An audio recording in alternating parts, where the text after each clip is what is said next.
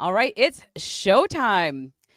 Parents, does your child flip like Jekyll and Hyde? Things are going really great. You're being as kind as can be. And all of a sudden, your child is crying or screaming or throwing plates across the room for absolutely no reason.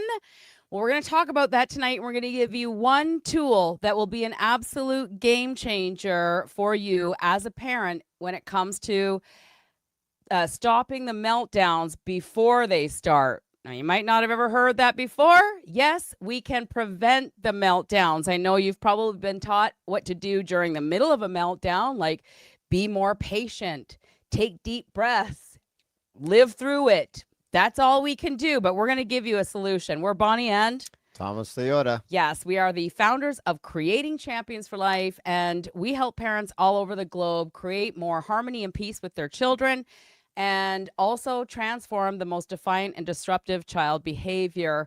But I got to say this. We've been on this journey now together, Tom, since 2011 when I started seeing magic in my home. I'm a coach. I'm really a success coach, a personal development coach. He's our parenting coach because just take 30 seconds and share why would they want to listen to you. Over 150,000 paying clients that basically went from chaos to cool, calm, and collective, went from Cantville to Canville, been able to go through their own personal terror barrier to get what was most important to them. And the whole time we were playing. Yes, and when I met you, the thing that I like best was your after school program. Me too. Yeah, he had an after school program in his martial arts school called Creating Champions for Life that was actually inducted into the Martial Arts Hall of Fame. I share this with you because I just want to say be careful who you're listening to. After all, these are tiny human beings that we're raising into the world. And just talk about when you went to go get your behavior degrees about working with kids. Sure.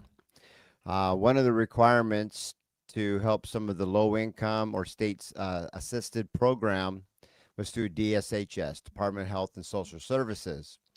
And one of the requirements that they had was you needed to go get a piece of paper, 2-year certificate of early childhood education. So after running the program for probably a good 10 plus years, I just went through that loop just to satisfy that requirement for the moms. And here's the thing that I learned is they talked about a lot of things and you learn a lot of things. But I was the one that asked and said, okay, great, this is neat, but when do you guys actually apply this directly and when do you work with kids?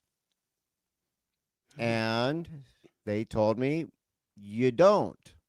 And I thought, that got me to think.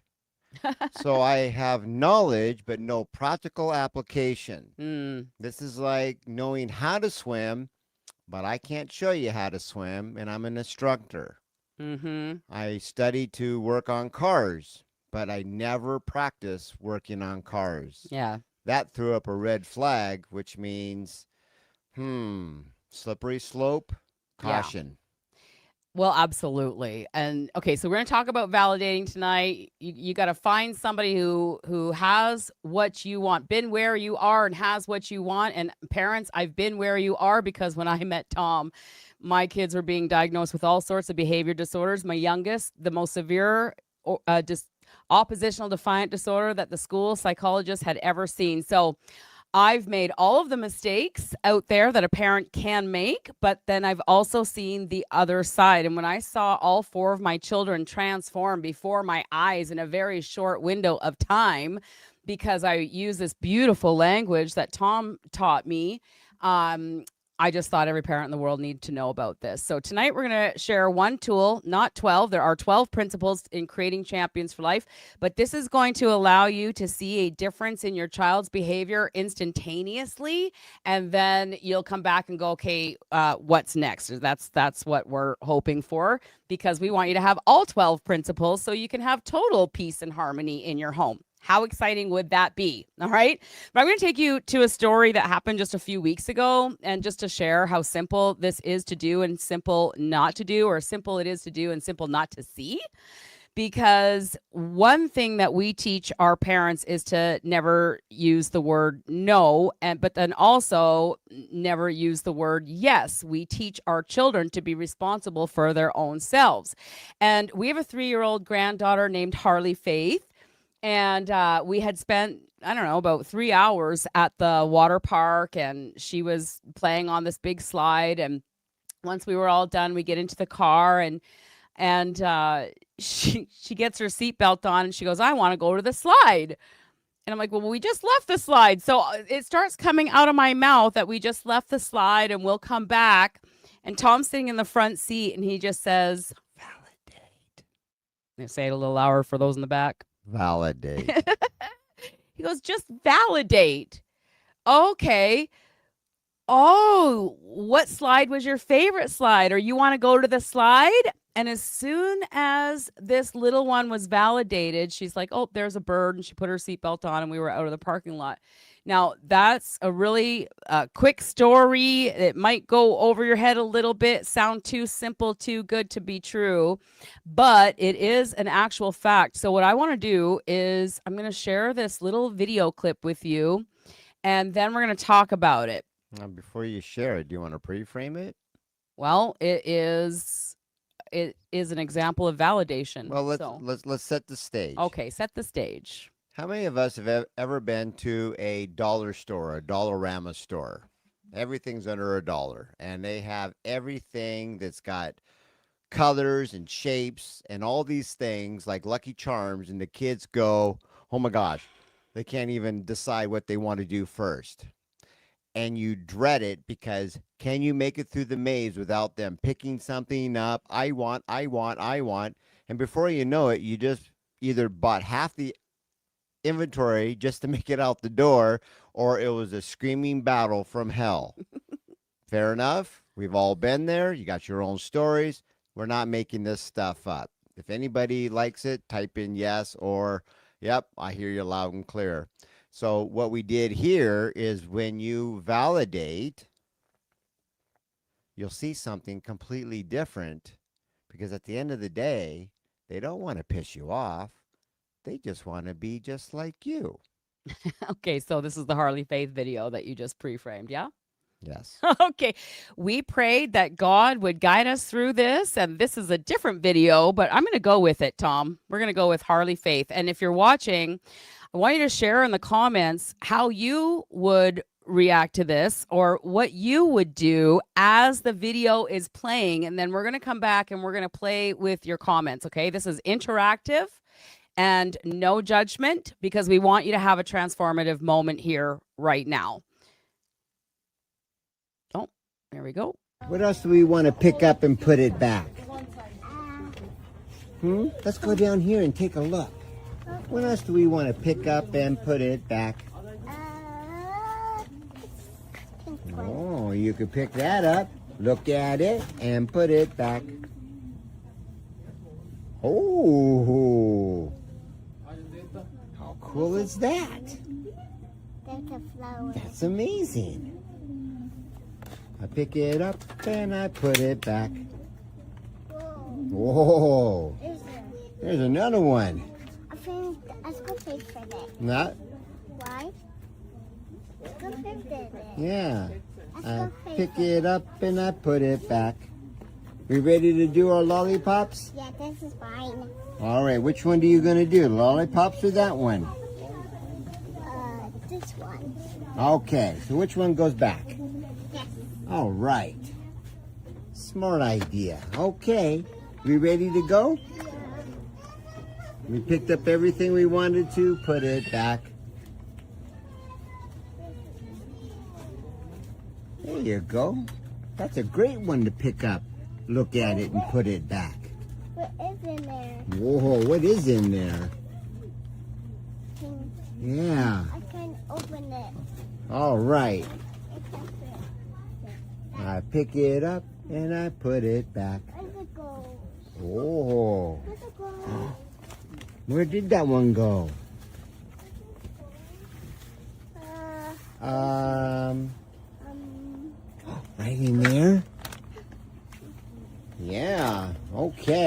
And where's those lollipops that we came for? Is it right there? Whoa. Whoa. It's a big one. Yeah. This came out. I think yours are right there. Did you find them? No, this is not one. Oh, Play-Doh. That's not it. Mine lollipop. Nope. Looks like this. Where could it be? Where could it be? Where could it be? Aha. I think I see it. It's right around here. Wait, You found it. I want to open the escapade. All right, we want to open it. And what do we do first? I think he said go pay. Let's go. Da, da, da, da, da, da. All right.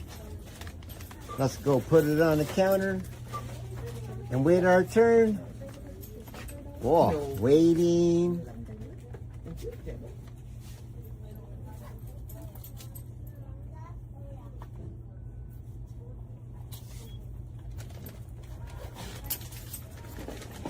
Okay.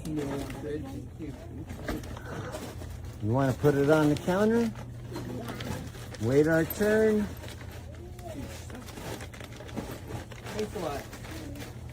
All right. Looks like you're next, Harley. Where do you go? There it is. Yay. Okay. Okay, so I'm waiting for the comments to come in. What did you see? That was a whole 3.5 minutes of what it looks like to validate. And I just gotta say, like, people will see that and go, "Oh, you got lucky. Oh, you have a perfect little toddler there. Maybe she was just born that way." We also hear things like, "Oh, well, if they don't have oppositional defiant disorder anymore, well, they must not have ever had it in the first place." And we're here to tell you, we've worked with over 300 families. Tom's literally worked with thousands of children, did 140,000 calls when he worked at Nintendo, had over 2,000 people, children, when he did his after school program. And when I met him, I was a single mom with 4 kids, and I was going absolutely insane. And nobody had ever taught me to validate what they were doing or what they were asking for. Tom, do you have something to share before I share what we're taught to do? Absolutely. I heard you say the word, "Oh, you must be lucky," or "You got a lucky kid." Like somehow, there's kind of like the gumball machine. "Oh, you got the best one," right? And I'd like to validate. You're right. We are lucky because we're laboring under correct knowledge. You see, when you know Yes. what to do, the "I don't know" has got to go. Especially when you start to understand that this has been around since the beginning of time, but we've been taught not to see it. And you'll always hear the same thing when it clicks. Where has this been my whole life? And more importantly, I'm so happy and excited and grateful now that I found it today. Absolutely. And thank you for commenting. So patience, wonder, I don't have my glasses, but I think it says patience, wonder, and validation. And Michelle, welcome. Thank you for being here. She got to pick up what she wanted to look at. Correct. She was okay with putting it back because she got to touch and look at them. Yes. Now a +1. I'm gonna go with Michelle. Correct me if it's a different name, but Michelle, good eyes. You see, what if our little genius offsprings see through the magical game called Monkey See, Monkey Do? Moms, have you ever gone into the store and picked something up, put it on, put it back repeatedly, right? You put on half the store, but you only really buy one. And if you know that to be true, and all they are doing is wanting to be like you, and we never gave them a chance, ooh, that could have been a big aha moment right there. Yeah, because how many of us are taught to do this? We are taught to look at everything that our kids are doing wrong, aren't we? Are we taught that they're born defiant and they need to be disciplined into compliance? Every single comment in every single parenting group says, my teenager did this, my little kid did this. Oh, take Mm. something away. Don't we take something away? Don't we punish them, put them in timeouts? Think that we need to talk things through and explain to her why she can't have that big lollipop. Did you see the great big giant lollipop she picked up off the floor? I know that when I was a young mom, Tom, if one of my toddlers picked up one of those great big lollipops, my immediate response would be like, no, put it back. And then what would happen, everybody?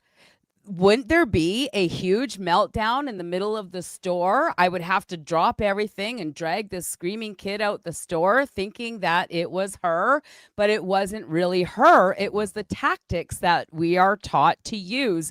So I'm putting this up there. This is the current parenting paradigm. If I'm missing anything, type it into the comments. If you're watching the replay, type it into the comments. We check every single comment that comes in on every single video that we do because we want to help you actually see what's going on here.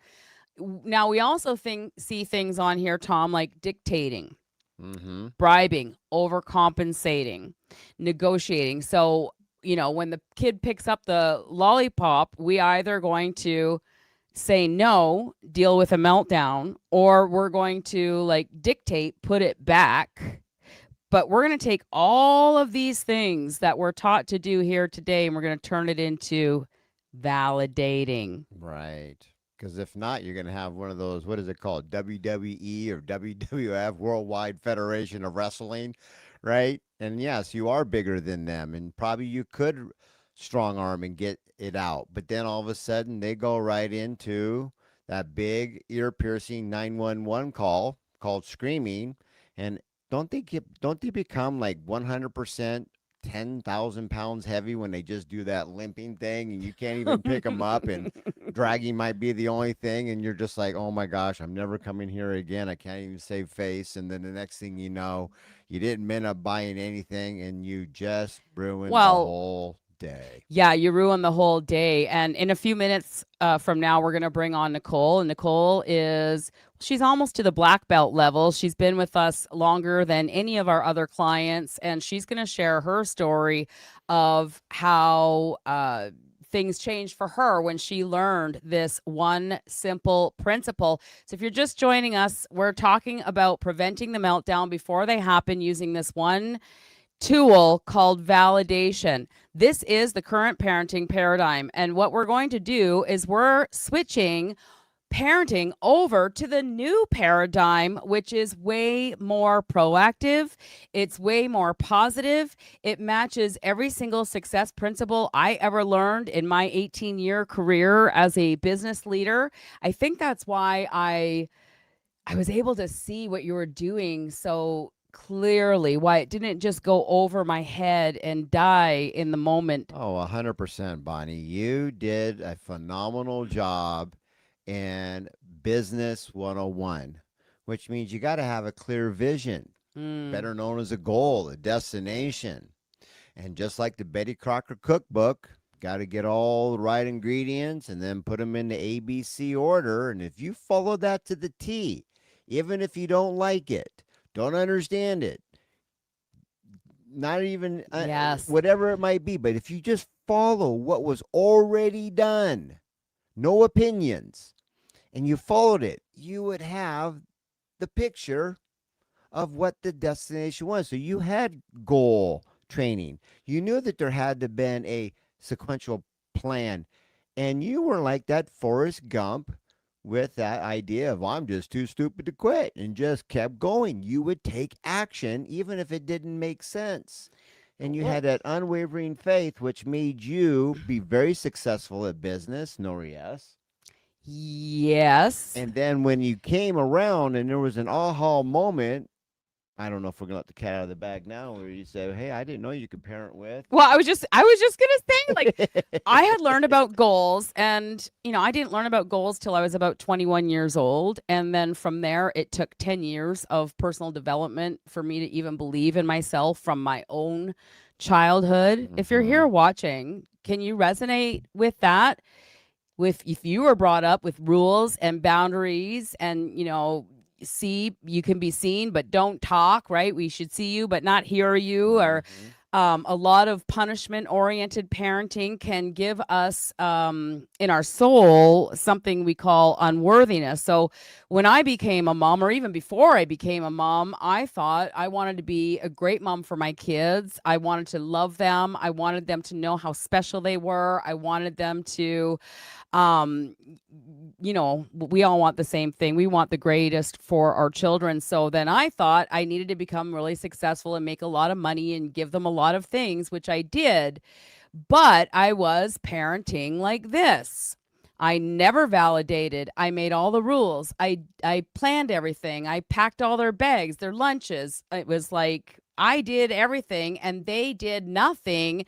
And when you're a human being, there's something inside of our soul that gives us, we want a sense of autonomy, don't we?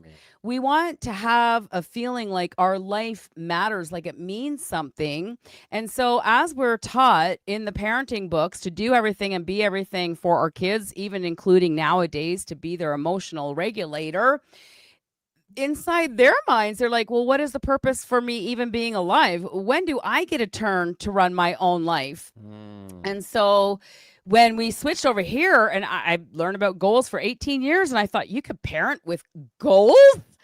Why didn't anybody ever tell me? So that was the day I literally shut off the welfare system and I learned about validating. I just learned to validate anything that they did, anything that they asked for.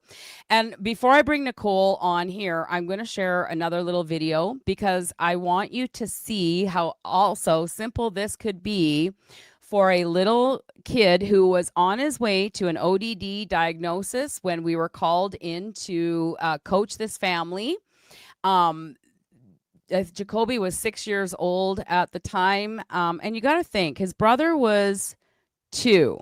And I think Jacoby was almost 6.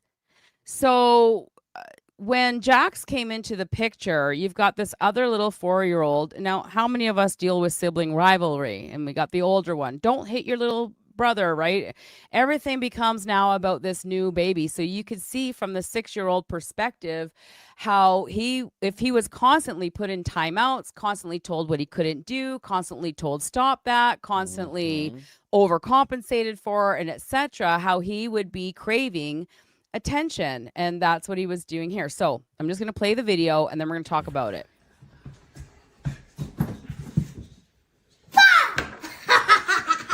You came out to play.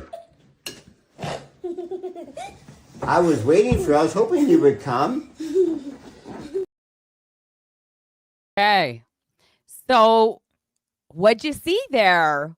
It's so simple. 30 seconds of validation change the whole day. You want to talk about that a little bit? Yeah. See if anybody had a chat or something. There's a little bit of delay, so the comments haven't come in yet. Completely understandable. His face was like, whoa, no one has ever talked to me like that. I'm going to give you that magical sound of ding, ding, ding, ding, ding, da, da, da, da, da, da. Who's the smart one? That's brilliant. I'm glad you saw that, because when you understand that he's the 5 or 6-year-old, and then all of a sudden the new kid on the block comes in, who gets overlooked? Oh, yeah, you used to be cute. You're the, what was that when Buzz Lightyear showed up, and who was the cowboy kind of got thrown to the side, right? Toy Story, for those that want to look at that movie. He was going, well, wait a minute. My brother's getting the attention. I need to come out of nowhere, and then I might get yelled at, right? Regardless of what the energy is, we all need attention. But when you give them attention in the right direction, what do you see? And you're absolutely spot right on. He was just like, whoa. And where did his body language go? Did he keep coming in and basically attempting to push his brother out, or did he digress and go, I just got a blast of love and my cup is full? Very insightful. And I'm going to go with, what's the name? Maybe Nicole. Nicole. All right. So Yeah. Beth Ann asked a question. So let's talk about this, because first of all, before I pass it over to Tom, I want to talk to you all about the lenses that we see through. And it always brings me to this story where there's this young couple and they move into this farmhouse, and they get up in the morning and the wife's looking through the window and she's like, wow, that neighbor over there, she needs to learn how to do her laundry. You see the sheets, they're hanging up to dry, but they're still dirty, right? And, a week later, she comes out. Same thing. She's looking out the window, and she's like, again, look at how dirty the laundry is. Well, a week later, she comes down. She goes, wow, the neighbor learned how to actually clean her laundry. And the husband goes, no, I just washed the windows. All right. So we can have whatever, 30, 40, 50, 60 years of conditioning of the lenses that we're looking through when we're looking at these little kids. Now, some of the little ones that we deal with have been through a massive amount of trauma. And so I'm just going to say this. No matter what somebody else does, and including our children, no matter what they're doing, we can still have the ability to stand strong, to lead by example, to show them how the world works, to show them how to be. Children will mimic what they see. And so if they've seen a lot of, or if they have experienced a lot of, if I pout, if I'm angry, if I'm upset, if I scream, if I throw the plate, I'm going to get attention. Or if I scream long enough, somebody's going to come to my rescue. This is a skill that has been taught again and again over years and years. When I first met Tom, my son would scream for hours rather than just take care of his task. In fact, the first time that we ever put an actual star chart up, all he had to do, it wasn't like Cinderella, go scrub toilets all day. It was put your bowl from the counter to the dishwasher. Anybody ever experienced this? He's almost 7 years old. He comes in, he puts his plate on the counter right below where the counter was. It wasn't even like it was across the kitchen. Right below, dish to here. He refused to do it. And so then he gave away his privilege that he was actually working towards. The first meltdown ever was 8.5 hours of screaming. Okay? Outside. We showed him where he could scream outside. I know the neighbors might be annoyed. Well, they might be annoyed. I'm raising my child, and I must teach him something called self-control. And I'm also going to teach him something called cause and effect, and sowing and reaping. Because before this period of time, we had always come to his rescue, whether it was 1 hour, 2 hour, 3 hour screaming fit, somebody always came to his rescue. And this was the first time no one came to his rescue. And we didn't have to buy in to that meltdown. We didn't have to get angry. We didn't have to yell at him. We just stayed even and calm and cool and collected until he finished his fit and finished his task at hand. So do you want to talk to Beth Ann about this question, and anybody else that's wondering the same thing too? And before we do, that would be what is required for them to have a neural pathway to connect. And I did it all by myself. And that moment right there alleviates all the doubt inside of, well, I know you can and I can't, and whatever it is. It gives that person that autonomy, it's that dopamine hit that man cannot duplicate a drug from the outside in of, "Oh, look what I did all by myself." And it's one of the best things ever. And that put him on the path so he could heal and be the great kid that he is today. Okay. So, with all that being said, let's go ahead and read this one here. So, how do you validate when they are not happy? Okay. So, Like go ahead. like when she starts to melt down when I try to leave her room before she is asleep. So we're talking about tucking them in at bedtime. Okay. So She's 8 years old, but she doesn't want a light. She wants mom. okay. Yeah. So, in this case, how do you validate when they're not happy? Well, with your permission, could you type in what are they? What is the opposite of happy? And there's going to be a little bit Of of course, delay. there will be, right? But this is what you want to begin to think. If they're not happy, then it's like 5 plus 5. I could give you a right answer, but I won't graduate. I can say 5 plus 5 is not 11. That is a correct answer. I get all the answers correct, but I wouldn't pass. And so the same thing here.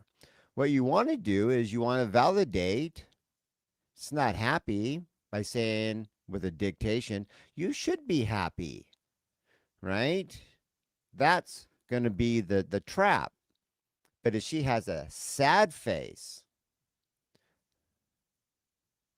his face was okay. No, let's just go with sad, right? Mhm. For sake of time.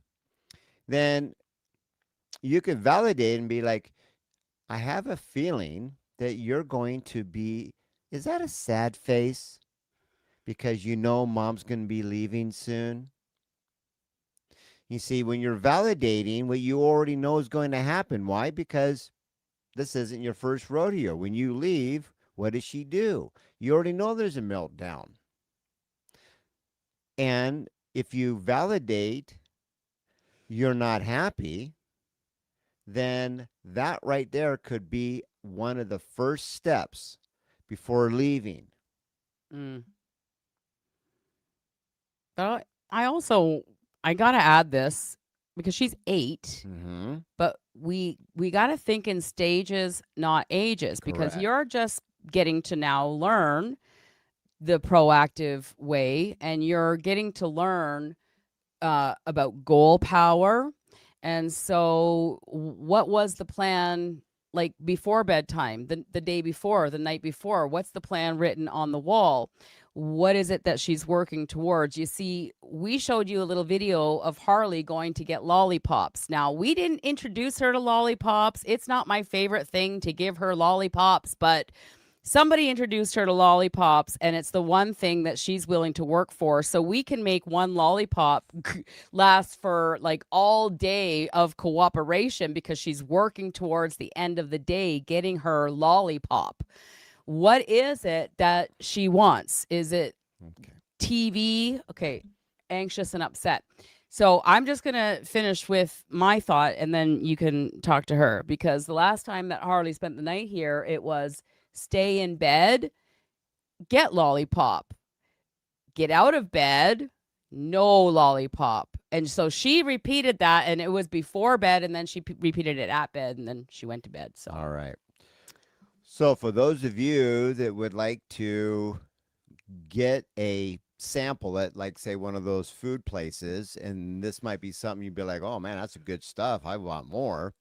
I'm going to reference Learn to Speak Kid. In this case, I'm going to go to chapter number 2, better known as principle number 2. And this one here is called Parents' Brain versus Kids' Brain. And so the art of validating is this. Can your little genius offspring, there, Beth, can she see the world through your eyes as a big kid or an adult? And we should all come to the same conclusion of, yeah, there's no way they can understand my point of view. But here's the solution to the puzzle, or the clue. Who can actually go back and look through her eyes? and you got it. So the validation is this one right here, right? And here's the crux of it. What you say and what your child hears are not the same thing. What you see and what your child sees will never be the same thing. So I wouldn't even fall for this trap, this puzzle, or this, we'll call it a problem, right? Because a problem, by definition, never has a solution. So we want to switch it and think of like a puzzle, because every puzzle does have a solution. So when you know that she is, and I think you said anxious and upset, you can validate because you can see it through her eyes. Hey, you know what there, little champ? I know you're going to probably feel anxious and upset. That's validation, because now what she's feeling and experiencing got energy, got attention, got, and you guessed it, validated or validation. And with that, you could also, and we're just going a little bit +1 because somebody out there wants this, and I'm just going to give it to you. Do you remember a story that you could go back when you were 5, 6, 7, or 8, and when somebody was leaving you at bedtime, and that monster under the bed or in the closet, or that bump that just scared you, or having the light of complete darkness? Could you share that you too went through that? And when you did, then they know, what did you do can be a conversation.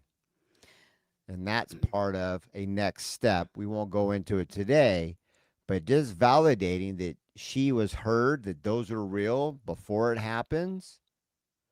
It's going to be a game changer. Then you understand that the meltdown is her way of just surviving, like getting your head above water if somebody's trying to push it down.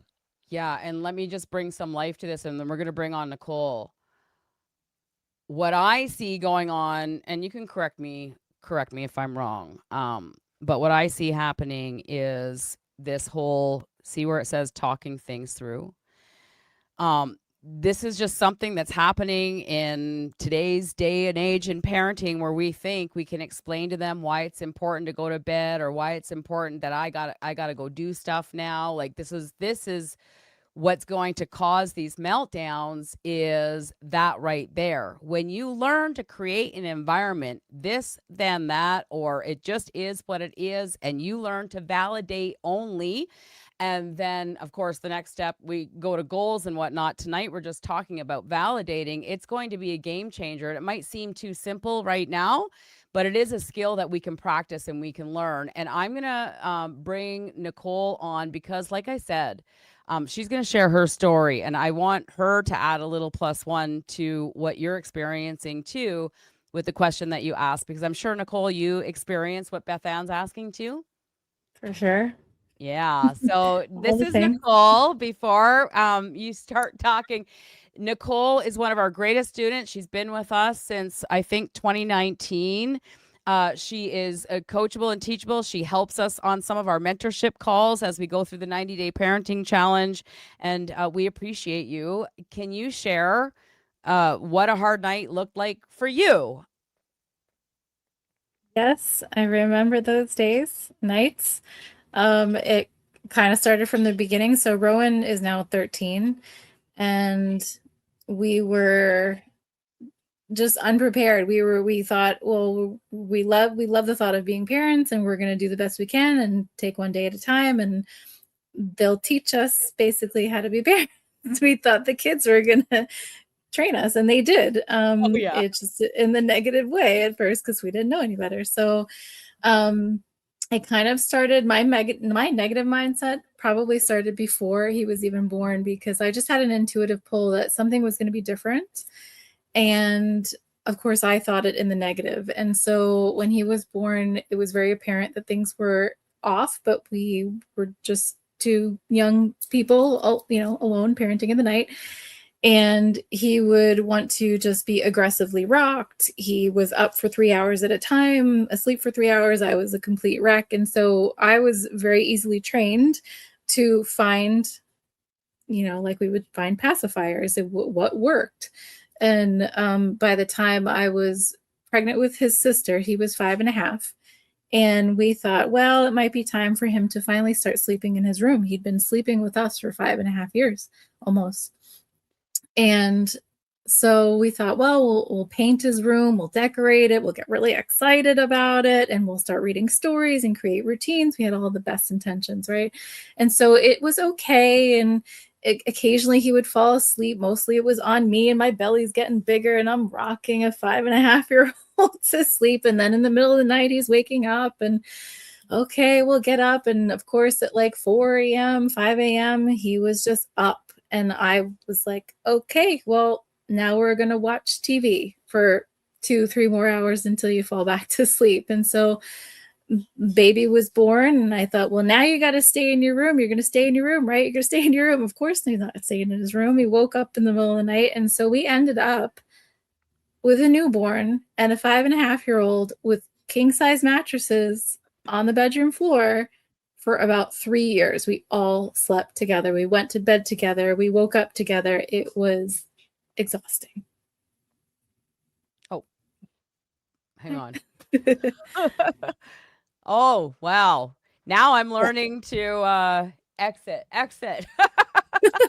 learning to now. I can just take over the StreamYard, Yeah, right. Okay, we're going to do this. Now, where are we? Oh my gosh, everybody. I messed up here, Nicole. Hang on. Oh no. There's a button. Where? Add it double. What? Help me. Keep talking because we are yeah. So Oh yeah. my gosh. Oh, there thank we you. go. Wow, we're learning something new every day. All Now, right. if we took a moment right there, you can't make this stuff up. We all get into panic. Pivot. We breathe, you think, and there's always going to be a solution. Mhm. I love that. Right. I love this example. One little simple button And solution. guess what? Moms and the few dads that are out there, Mm. this will never go away. It's not like you're ever going to get there. Because when you do get there, it's called here. So understand that when they do, and this is exactly right, I can guarantee I haven't even looked in the chat yet. You're going to go, okay. And then Fred Flintstone, yeah, but. And you're going to go, well, this. Yeah, but. We could spend all night playing Yabba Dabba Doo. It's the same formula. The formula is always the same. Embracing the uniqueness is the name of the game. And so it will be the exact same thing for each one that you have moving forward. That's why we're going to address this one here tonight, and then understand that if you want more, you have to be able to put in more. That's the truth. So back to you, Bonnie.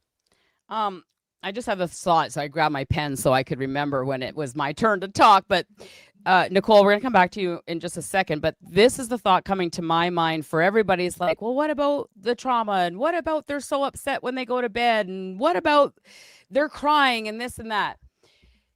The difference between all of us moms who love our kids and want the best for them and have been taught this whole gentle parenting, dysregulation, trauma crap is that Tom actually believes the kid is capable. And I would love for you to write that down, because somewhere in our subconscious mind, we believe that when a child cries, they're crying like we would cry as adults when we are heartbroken and we cry. But one thing that is crystal clear to me, whether they're 2, 7, 11, 12, 15, punching holes in the wall, that's a form of a cry. And when babies are born, they're only born with one form of communication, and that is to cry. And unless we actually give them the words to use and the tone to use, we have a client that has a 17-year-old, and he likes to say thank you by giving her the finger, right? And calling her names and stuff. And something came to me. It was just like, well, when Harley does that, I just go, Grandma.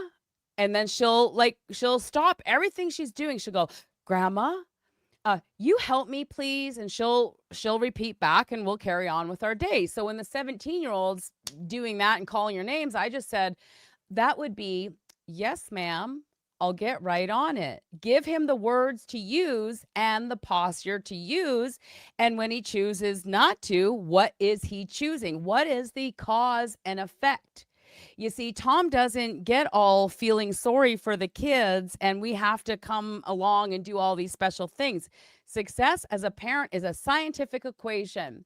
It is positive. What are their goals, their desires? Now, if their life has been too easy and they've got a Toys R Us in their room and video games and access to the entire house, well, you're going to have some growing to do. That's why we have a 90-day mentorship program, so we can work with parents and flip the switch in the battery.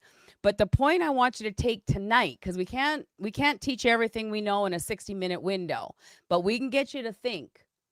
Do you believe that your child is capable enough that you can put your king or queen crown on and stand there like a leader and call them to something higher?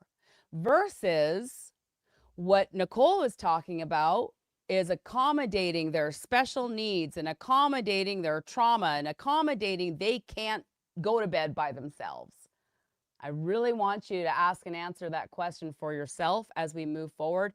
We're going to come back next Thursday. We're going to go live every week and do the best that we can do to help you make this transformation from current paradigm to the new one, which is being an authentic leader who can call our children to rise to their greatest self. Because if we don't do that, who's going to? All right. So with all that being said, Nicole, I'm not going to make you big screen, but I did learn how to take you off. I could share. It's okay. I would say the +1, especially in the very beginning, for validation during a meltdown or an episode, whatever you want to call it, because we probably missed a pre-frame, right? So we're learning this new stuff.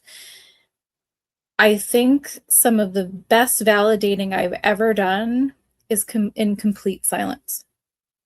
Literally just being there.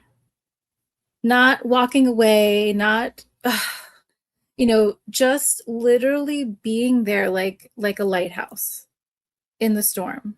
They're emoting in whatever way they know how. And I think we as people, as grown people, recovering adults, we want that too. We have a language of saying, I don't want you to answer me, I just want to vent. Sometimes Yes. we have that with a friend or a partner. I just want you to listen. And they don't know that they need that. And so some of the best validating to me when they're going through this is literally just to sit there and be like, I'm here. I get it. I got you. And that monkey see, monkey do. Yes. And, in the beginning, sometimes it will like, come on, I'm used to you overcompensating me. Where is it? Where's the lollipop? Where's the, whatever. And so it might flare in the beginning, but just like rocking and just being there, like, I'm here. And that sometimes is just like, oh, okay. I could do that too. Beautiful. Yeah. Now my heart's going to go out. I'm not breaking the rules, but I know that somebody wants to hear this, so I'm going to give it to you. And thank you for being here tonight. 2 things. When you start to see the meltdown or anything that you want to call it that's off the mark, think of it like, out of bounds or like we call timeout, right? We know something's off the mark. So we want to play the learn card. This is a learning card. And why is that a good thing? Because we're now expanding new leadership to somebody who has a blank slate. Okay. And so when you put in there, Michelle, you're like, oh, okay. So if I at first know if I leave, they melt down.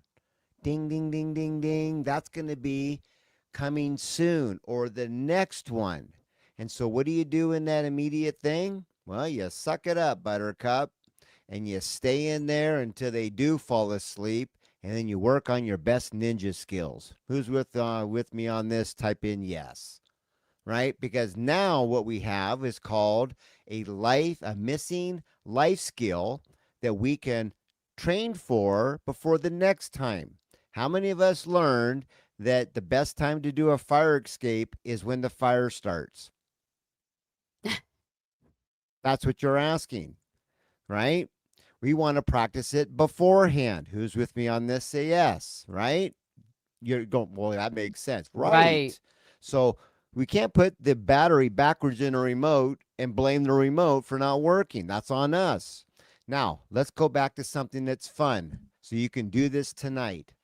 And you also can look back at how amazing moms, and yes, there's a few dads. It's a 9-to-1 ratio. So I'm talking mostly to moms. Let's play a game. Why? Because games are where we learn the best and the fastest. So let me ask you, moms, do you remember Bonnie gave out the clue? What was the one form of communication that they asked for everything? That's the key. You got it. They'll probably come in the chat in about 5 minutes or less. Yeah. Right? Mm-hmm. It's cry. So what was the name of this game? Hang on a second. I know this game. It's called Name That Cry. That means change my diaper. I can't reach my rattler. There's something over there that I really want to get, but I can't reach it. And moms, you got really good at this game. Nora, yes. Because you're like, oh, hang on. Is it this? Is it this? Is it this? And as soon as you got the right answer, what happened to the cry? What happened to the so-called meltdown? Call it peanut butter if we have to.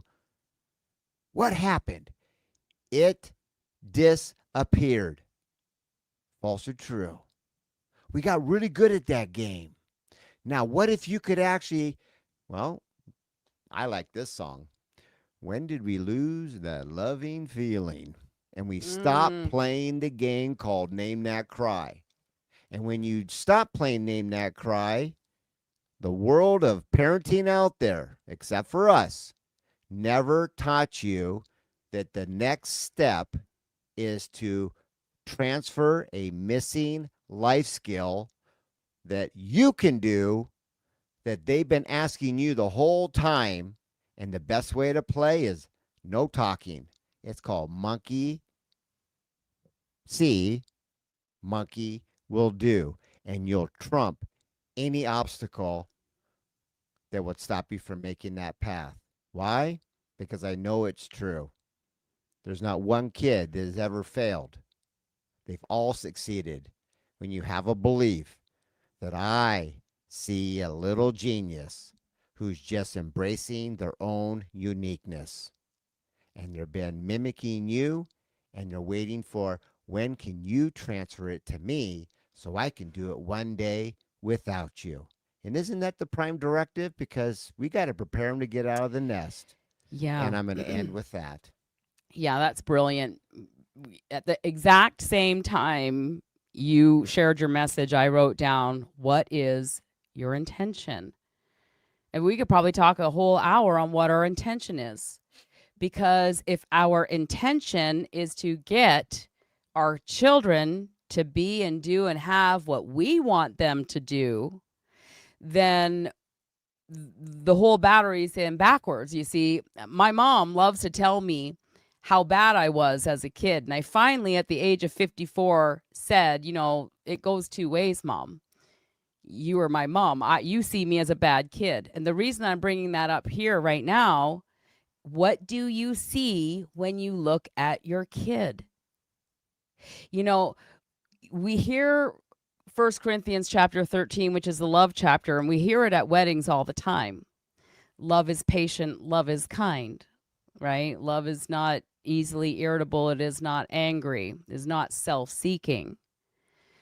But I hear this every day. I go to the gym and I'm in the pool locker room and it's like, get over here. Oh, stop that. And I'm like, we wouldn't talk to our boss, our employees, our friends, the way that we talk to our children. So I'm being real here with you right now, moms, because I know exactly what it's like to be constantly annoyed by children who just won't listen to you. And the key is, the reason why my mom thought I was a bad kid is because she couldn't control me. And you can't control your kids. You can't just be like, this is what I want you to do and do it or else. And if you do it, you can be a good boy and I'll give you a cookie. So even Tessa, I thank you so much for sharing about your 5-year-old grandson. You've just been introduced to Creating Champions for Life like a week ago, and not in any mentorship. But I don't even think that you have our book yet. You're just kind of learning as you go on the fly, right? And Michelle, you're just being introduced too. So we need to, number one, before we can even learn to validate, probably, is we need to reframe how we see our kids. Do we see them the exact same way we did the day that they were born or the first day they came to you? If you're a foster parent or a grandma, if you're a grandma, man, I never knew what love was till Harley came along, So we love our kids so much. We want the best for them. But like Tom said, somewhere along the way, we lose it when they 18 months old, 2 years old, and we're taught to tell them what no means, and we're taught to reframe, and we're taught to redirect. We're taught to put them in timeouts. We're taught to take them things away. We're taught to grab them by the arm and say, "I won't let you hit." Am I right? But when we totally switch our lenses from a behavioral lens to an educational lens, and we go, okay, this child's 5. We've never told him what a goal was. We've lectured and tried to explain things to him for 5 years. We've never actually just validated and shown him what to do to make it show up. So there's got to be a healing phase here, not just for the child, but for you too. So the first 4 weeks, when somebody comes into our 90-day challenge, the first 4 weeks is we teach them to just do nothing. Take the foot off the gas pedal. Stop bribing. Stop overcompensating. Stop dictating. Stop lecturing. Stop punishing them. We stop doing everything that is driving them to become angry and exasperated. There's a healing phase. Yes. And there's a detective phase. So everything that you're putting here in the chat, won't go to bed without me, that goes into your detective book. I put him to bed, I leave, he comes back into the living room. That goes into the detective book. And we just begin by validating. Mm-hmm. Just validate. I see you. Because we need to rebuild the connection between parent and child. We need to build that trust. They need to be able to trust that you're on their side. That you're really there to help them get that candy bar. Or you're really there to help them get that video game, not using it as some sort of bribe to get them to comply. Yes. And it takes some time. It takes some rewiring of the human brain to go from being reactive to being proactive. Bonnie, could I have permission to just share one last point? Sure. Thank you. And I believe I'm going to go with Michelle. With one L, maybe? Yeah, Michelle. Okay, so with all that being said, I love how you said it. You've already stepped into healing. To be honest, I think I caused some of this, trying to make up for what happened to him. Bingo. So for those of you out there that are looking to take something really big away from today, play with me. Make one of these. And make one of these, touch them, and put together a little box. And this is called perspective. Mm-hmm. And see, the neatest thing about thoughts is you either don't know they exist, probably wouldn't be here, or you know that they do, that's why you're here. Now, what is heads or tails? Thoughts can be negative or positive. And we know this to be true. So, we've been taught. Yes. Conditioned. I want to say the 5 senses, okay? I see, smell, taste, touch, and hear something I don't like. Yes. How is the thought, Bonnie? Negative. Okay, now watch. Might take a little practice on this one, but I'll work with you. Yeah. Go. I got this. Yep. Dude. And I just switched from that behavior lens to an educational lens. So when you stay there, Bunny, Oh. I'm going to come back. Remember, negative thought. I see, smell, taste, touch, hear something I don't like. That's how we get information. If I switch it around and I go, I see a genius who's just embracing their own uniqueness. And they're playing monkey see, monkey do. What's the thought there, Bonnie? Negative or positive? Positive. Now, how long can you hold this physically, Mom? And I'm going to give you a test. Do it with a little egg timer and see if you can hit 1 minute, 3 minutes, or 5 before you go, oh my, I'm just getting tired. That's supposed to be a little humor so we can have some fun, okay? Then that is going to be your starting point of how well you can keep that loving feeling that Bonnie just shared. When that baby first showed up, you overrode everything, false or true. You know, the guck, the mess, all the bodily fluids, everything underneath the sun, and all you focused on was what? Look at this little beautiful gift. And when you can hold that, then you know that they're not only more than capable of doing anything that you do, but the question would be is, are you willing to show them so they too can become independent versus all mainstream parenting that keeps them dependent on you? I love that. Nicole, well, Nicole, I'll just bring you back on here and you can just share what your comment is. Yeah, I wrote, I see a cry that now sounds like, I don't know what to do, and I care enough to come to you and make noise. I am now ready to be shown and to learn, and I trust you will patiently guide me through the transition. And Yes.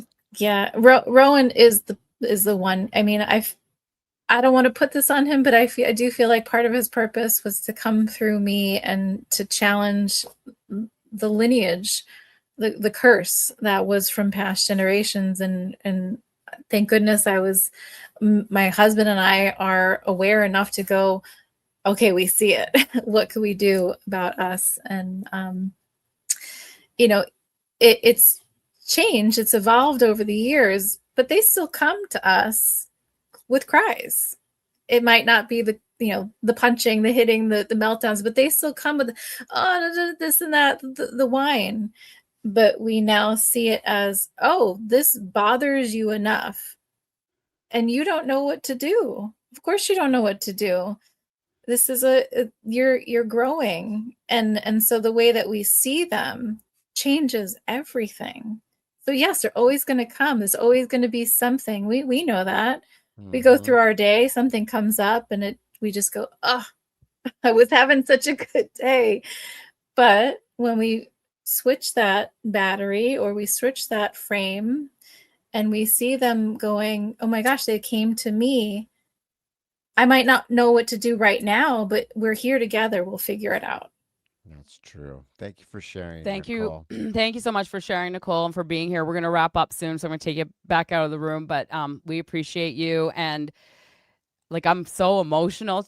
I almost just lost my spiritual harmony integrating totally, because I see all the moms all over the world, just like it's in our DNA to see them through these lenses of, you little shit, right? Like, you need to be fixed and I need to punish you. And there's no judgment here. I think everybody's done the best they could with what they know. True. But we literally went from beating kids in like 100 years ago, right? From beating the kids with switches and locking them in closets as punishment to this whole, we're just going to take things away and redirect and put you in timeouts and hope that you listen to me. And it's not working. It's backfiring. There's now 297 mood and mental disorders to be placed on a human being, most of them being placed on children. More coming out all the time. We're being taught that kids need medicine for dopamine, when really the dopamine comes naturally from having a goal, from having something to look forward to. And we're not going to be able to just come to an hour live and change our whole parenting, because because we have habits and beliefs and thought patterns as parents. So I always say our content isn't going to be for everybody, because if you've bought into that and you're just looking for a quick fix to whip your child into compliance, we're not for you. We're here for the out of the box thinkers, for the moms and dads who are willing to do the work, willing to do what it takes to authentically help their child lose these labels and step into their greatness. And it is possible, because yes, we all have defiance in us, but we also have God in us. We also have perfection in us. We're like batteries, positive and negative, call it whatever you need to be able to see the truth. But we know a battery has positive and negative. We know that we can be happy and sad, and so can our children.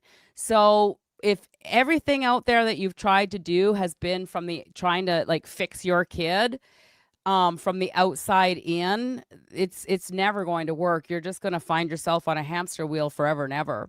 We've got to fix them from the not fix them, but we've got to learn to motivate them from the inside out. One thing that I started noticing with my kids, where I thought every parent in the world needed to know about this, was parenting with goals, was validating them and let them be whoever they are. My son was 12. I'm going to close with this story. He refused to go to school for all of the last grade 7 and into grade 8. He was just not getting up and going to school. And I tried everything, being nice, being mean, yelling, calling grandma, grandpa, his dad, like everything, right? He didn't care. And then when I met Tom, I'm like, my 12-year-old won't go to school. He goes, does he have a phone? I'm like, oh, yeah. He goes, who pays for the phone? I'm like, I do. So this is going to sound so counterintuitive. I might even lose some of you here, but I will just tell you that he finished high school all on his own. One conversation, 30 seconds, maybe 2 minutes of my life. I went down to Jacob and I said, Jacob, this is your life. I have my life. So here's what I'm going to say. The first day from now moving forward, the first day you choose to sleep in and not go to school, you're saying, hey, Mom, I want to give you my phone for the day. Now, I didn't say, oh, you missed school, I'm taking your phone in punishment. I gave him the words. I'm giving you my phone for the day. The second day you choose to stay home from school, you're saying, hey, Mom, I want you to turn my phone off for 2 weeks. And the third day you choose to not go to school, you're saying, hey, Mom, I don't want you to pay for my cell phone ever again. Fair enough? He looked at me like I'm kind of like a deer in the headlights, like what? And I left him to choose what he wanted to do. Who got up every day from that day all the way through high school and went to school? He did. I never had to argue with him again. There was never any reactive again. I literally meant what I said, because my intention was to help him grow into a young man. My intention was not to use his phone against him to get up and go to school. I validated what he wanted and gave the responsibility over to him. And then I realized that no parenting philosophy in the whole world did that. So that's why we're here. And the last thing, and this is the most beautiful thing, and Bonnie can share from her heart as we wrap up. Remember we talked about Name the Cry game. Yes. You see, the Name the Cry evolves. When they do launch out of the nest and they go duplicate, guess who is their big kid trusted advisor for life? Meaning that they come to you, not with the whining cry, but with their next puzzle in their life to solve. And they got a big kid trusted advisor that has their best interest at heart. This sounds like a cry like, hey, I'm starting to date. What's the best way about going forward so I can be on the more positive side? Now, Bonnie, you already know the story. You already know all your kids that come to you. Is this true that even though they've all launched, who do they come to when they look for somebody who has their best interests at heart with no hidden agenda, better known as still playing Name That Cry? Yeah. Well, now you're going to make me cry because it's so true. The love that I have with my kids, like the relationship that I have with my adult kids is just so powerful. And I'm seeing all over the internet, like there's a trend where kids are growing up and they're cutting their parents off. And I can see why. And I thank God so much you came into my life right at the right time because Kira was 11. She's 26 now and she'll tell me we didn't like you. Like I did the best I could. I love my kids. Oh, I gave up my whole world to raise them. And we were heading down a very dark path. And as soon as I learned to validate, and as soon as I learned to just let them be who they are and be their trusted advisor, yeah, all 4 of my kids come to me for advice for everything. Starting a business, working a job, getting married. My one daughter has a daughter, so now I'm a grandma, and she comes to me. And there's nothing in the world, like if we've got 5, 6, 7, 17-year-olds, there's nothing in the world like having your adult children come to you for everything because they trust you. And that's what we're doing, right? Like we got to take our eyes off of the micro, like today, and look at the macro picture of what's going to happen in 5 or 10 years from now. What is your intention and what is your goal as a parent? It's to help our children step into their greatness, and that's what we'll help you do. So if you're here for the very first time, post a comment under the video and I don't know, reach out to us if you need some help or if you'd love some mentorship. We'd love to help you. And with that being said, so until we meet again, here's to our parenting success. Cheers, everybody. Everyone. Bye for now.